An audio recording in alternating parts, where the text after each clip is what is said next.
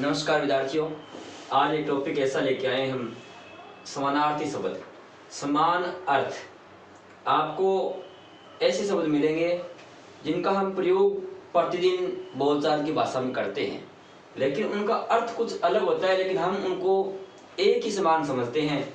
तो सबसे पहले आपसे रिक्वेस्ट है कि आप हमारे चैनल हिंदी संसार सोहन सर पर आप जाइए और चैनल को सब्सक्राइब करिए और वीडियो को लाइक करिए। आइए हम बात करते हैं जो आज के इस बिंदु पर किस में है क्या। पहला है विख्यात। विख्यात क्या होता है? अगर कोई व्यक्ति अच्छा काम करता है और प्रसिद्धि प्राप्त करता है, तो यानी अच्छे काम के लिए प्रसिद्ध होना, अच्छे काम में प्रसिद्ध होना, उसको विख्यात कहते हैं।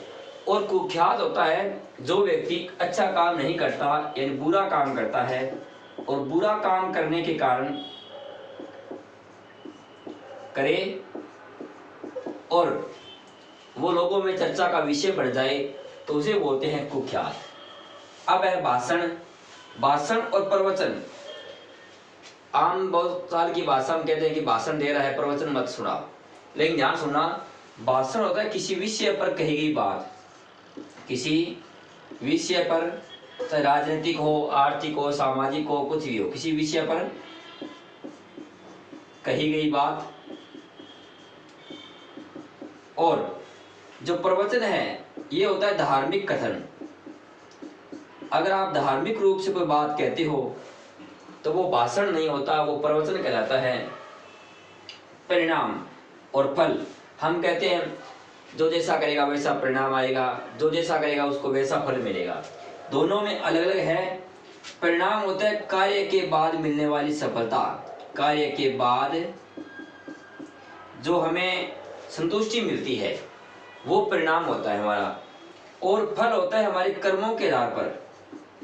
अगर हम कर्म अच्छे करेंगे अच्छा फल मिलता है, कर्म बुरे करेंगे यानी कोई किसी की भावनाओं को ठेस पहुंचाने संबंधित कोई कार्य है या किसी के सहयोग करने के लिए जो काम है, उसके बदले में मिलने वाला जो नतीजा है वो फल कहलाता है, यानी कर्मों के आधार पर। अब देखो 3 शब्द 4 शब्द, अज्ञ, विज्ञ, अनभिज्ञ और अल्पज्ञ। सबके पीछे जय लगा हुआ है। तो यहाँ देखो अज्ञ का होता है अनजान, जिसको ज्ञान नहीं हो उसे कहते हैं अज्ञ, यानी ज्ञान रहित, ज्ञान रहित। विज्ञ होता है ज्ञानी, जिसको ज्ञान हो। अनभिज्ञ अनजान होता है, ज्ञान तो होता है लेकिन ये किसी विषय की अगर बात करें, कोई विषय दे दिया तो जरूरी नहीं है कि इसको सब कुछ ज्ञान हो। ये अनभिज्ञ होता है, कोई बिंदु से जानकारी नहीं होती। और अल्पज्ञ होता है थोड़ा ज्ञान, थोड़ा ज्ञान, ज्ञान इसको भी होता है, लेकिन अज्ञ होता है जिसको ज्ञान रहित होता है। अब आइए अस्तर और शस्त्र। हर परीक्षा में बहुत बार पूछते हैं कि अस्त्र और शस्त्र क्या है। दोनों ही हथियार है। अस्त्र हम क्या करते हैं? फेंक कर चलाते हैं। जब हम फेंक करके चलाते हैं, मान लो कोई गोला है, बारूद है या भाला है, तो ये जो हथियार है जिनको हम फेंकते हैं उन्हें कहते हैं अस्त्र। और शस्त्र होता है हाथ में पकड़ कर चलाया जाता है, हाथ में पकड़ कर। जैसे तलवार है, अब तलवार को फेंका नहीं जाता, हाथ में रख के चलाया जाता है, तो ये अस्त्र शस्त्र हो गया। और आयुध होता है सभी प्रकार के हथियार, चाहे वो फेंक कर चलाएं चाहे उनको हाथ में रखकर, सभी प्रकार के हथियार जो है वो किस में आते हैं? आयुध के अंदर आते हैं। इसके बाद देखो प्रतिदिन हमारी शब्दावली के शब्द है जिनको हम हर दिन प्रयोग करते हैं। नमस्कार, नमस्ते, प्रणाम। देखो अगर किसी को समूह के अंदर, समूह है, इकट्ठा है कोई रूप, इसमें काफी संख्या में लोग हैं, जैसे मानो एक अध्यापक कक्षा में जाता है तो कक्षा में बहुत सारे विद्यार्थी होता है, तो जब अध्यापक है उन बच्चों के लिए कहेगा कि नमस्कार बच्चों, तो यहाँ नमस्कार का प्रयोग किया जाएगा एक समूह के लिए। अगर किसी एक के लिए प्रयोग किया जाए, अगर मान लो बच्चे उसी अध्यापक को कहें कि सर नमस्ते, तो यानी अध्यापक एक है एक बच्चा, सारे बच्चे एक ही व्यक्ति को बोल रहे हैं आदर स्वरूप, तो नमस्ते कहा जाएगा नहीं, एक के लिए।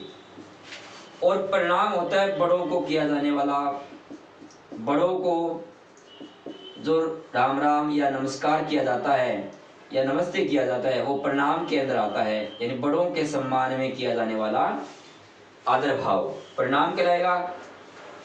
अब देखो, कोई कहता है मेरा सहयोग करो, कोई कहता है मेरी सहायता करो, दोनों हालांकि एक ही काम में आते हैं। सहयोग होता है किसी के कार्य में हाथ बंटाना, किसी के कार्य में हाथ बंटाना। अब हाथ बंटाना क्या होता है?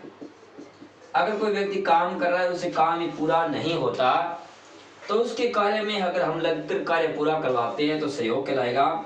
और सहायता होता है किसी जरूरतमंद की अपनी तरफ से आर्थिक रूप से, राशन की तरफ से, कपड़े लत्ते की तरफ से की जाने वाली मदद है, वो सहायता कहलाएगी।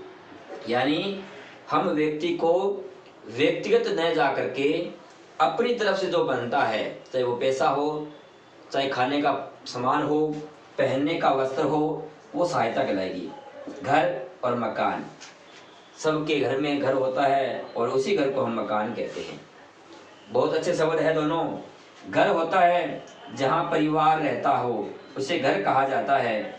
और मकान होता है ईंट, पत्थर, सीमेंट, चूना, इन सबको मिलाकर के जो एक ढांचा बनता है, उसे मकान कहा जाता है। यानी ईंट, पत्थर, सीमेंट, चूना से बना हुआ एक ऐसा स्तंभ जिसके अंदर हमारा परिवार रहता है, तो वो घर बन जाता है और घर में परिवार के सदस्य रहते हैं। अनुरोध, प्रार्थना, आग्रह, निवेदन, ये 4 शब्द हम प्रतिदिन प्रयोग करते हैं। देखिए, अनुरोध करते हैं, प्रार्थना करते हैं, आग्रह करते हैं, निवेदन करते हैं। अनुरोध होता है या तो छोटे के साथ में या अपने समान उम्र के, अपने समान उम्र का अगर कोई व्यक्ति है, उससे अगर हमें कोई काम करवाना है, तो या तो हम उससे अनुरोध करेंगे कि छोटा है या हमारी उम्र का है, तो हम उससे अनुरोध करेंगे कि आप ये काम मेरा कर दीजिए।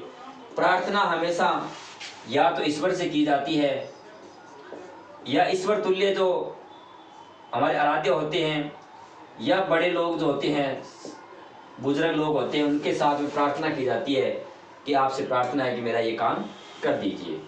आग्रह और निवेदन, आग्रह में क्या होता है? पर निवेदन देखिए, निवेदन में होता है शिष्टाचार का प्रयोग। शिष्टाचार होता है नम्रता पूर्वक,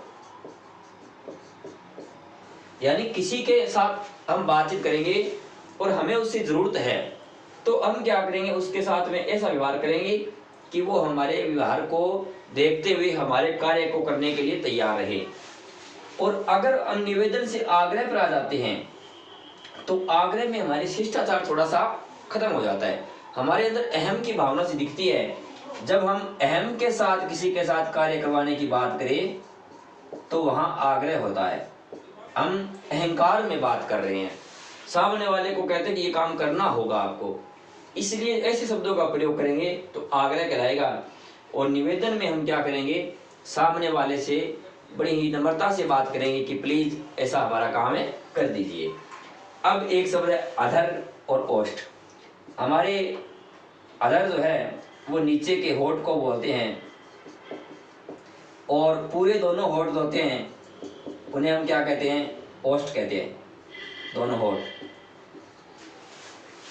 इसके बाद अभिनंदन और स्वागत, हम दोनों ही शब्दों का इस्तेमाल करते हैं कि अभिनंदन है आपका, आइए हमारे घर में, स्वागत है आपका, आइए हमारे घर में।